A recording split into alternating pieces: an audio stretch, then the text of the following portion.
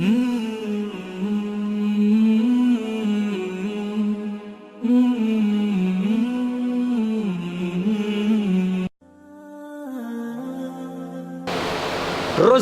30 سے 40 لوگ پاکستان میں بھی خودکشی کرتے ہیں. ہمارے بزرگ یہاں بیٹھے ہیں، واللہ علاقے میں اگر ایک بندہ مر جاتا تھا پورے علاقے میں سناٹا چھا جاتا تھا. خودکشی تو بڑی دور کی بات ہے، اکا دکا سننے کی بات ملتی تھی، لیکن 10 لاکھ لوگ، سبحان اللہ. اور یہ اس دنیا میں جہاں پہ روزانہ نت نئی ایجادات ہو رہی ہیں، جہاں پہ سہولتیں دن بدن بڑھ رہی ہیں. معیاری زندگی پڑھنا چاہیے تھا. وہ آخری دفعہ کب تھا؟ واللہ یہ اپنے آپ سے سوال کیجئے، وہ آخری دفعہ کب تھا جب آپ نے دل سے شعوری طور پہ اللہ کا شکر ادا کیا تھا کہ الحمدللہ یا اللہ تو نے مجھے سورج چاند ستارے گدھا ہاتھی گھوڑے کی پوجا والا نہیں بنایا، تو نے مجھے اپنا پجاری بنایا. کس پہ ایمان بھائی؟ تقدیر پہ ایمان.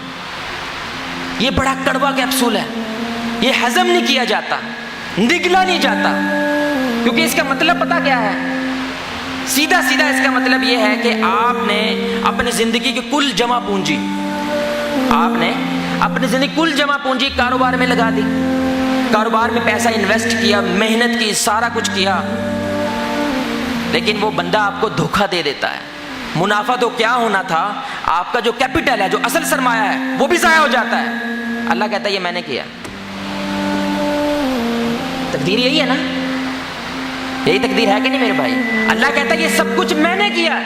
بندہ کہتا ہے یا اللہ تو نے کیا ہے، تیرے لیے نماز رکھتا ہوں، تیرے لیے روزہ رکھتا ہوں، تیرے لیے حج زکات عمرے سب کچھ کرتا ہوں، یہ سب کچھ تو نے کیا ہے. اللہ کہتا ہے میں نے کیا ہے، اب میرے پہ ویسا ہی ایمان رکھ جیسا اس مصیبت سے پہلے تھا، رکھ کے دکھا.